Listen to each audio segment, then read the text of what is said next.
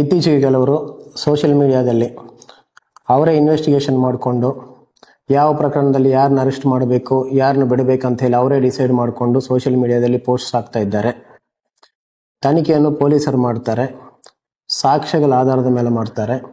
ಯಾರೇ ಆರೋಪಿತರ ಮೇಲೆ ಸಾಕ್ಷ್ಯ ಸಿಕ್ಕಿದ್ರೆ ಅವ್ರನ್ನ ಅರೆಸ್ಟ್ ಮಾಡ್ತಾರೆ. ಯಾರ ವಿರುದ್ಧ ಯಾರು ಸಾಕ್ಷ್ಯ ಸಿಕ್ಕಿಲ್ಲ ಅಂದರೆ ಅವ್ರನ್ನ ಅರೆಸ್ಟ್ ಮಾಡ್ಲಿಕ್ಕೆ ಆಗಲ್ಲ.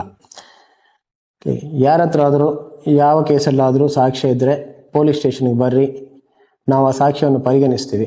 ನೀವು ಯಾರನ್ನಾದ್ರೂ ಆರೋಪಿತರ ವಿರುದ್ಧ ಸಾಕ್ಷ್ಯ ಇದ್ರೂ ತೊಂದರೆ ಇಲ್ಲ, ಯಾರನ್ನಾದ್ರೂ ಪೊಲೀಸರು ಹಿಡಿಯುತ್ತಿದ್ದಾರೆ ಅಂತ ಅನಿಸಿ ಅವ್ರು ಇನ್ನೋಸೆಂಟ್ ಅನಿಸಿದ್ರೆ ಆ ಸಾಕ್ಷ್ಯ ಇದ್ರೂ ಕೂಡ ಪರವಾಗಿಲ್ಲ. ಪ್ರತಿ ಸಾಕ್ಷ್ಯವನ್ನು ಕೂಡ ಪೊಲೀಸರು ಯಾವಾಗಲೂ ಪರಿಗಣಿಸ್ತಾರೆ. ಅದನ್ನು ಬಿಟ್ಟು ಸೋಷಿಯಲ್ ಮೀಡಿಯಾದಲ್ಲೇ ನೀವು ಇನ್ವೆಸ್ಟಿಗೇಷನು ಟ್ರಯಲ್ ಮಾಡೋಕ್ಕೆ ಹೋಗಿದ್ರೆ ಅದು ಕೂಡ ಒಂದು ಅಪರಾಧ ಆಗುತ್ತೆ. ಅನ್ನೆಸರ್ಲಿ ನಿಮ್ಮ ವಿರುದ್ಧ ಕೂಡ ಪ್ರಕರಣ ದಾಖಲಾಗುತ್ತೆ.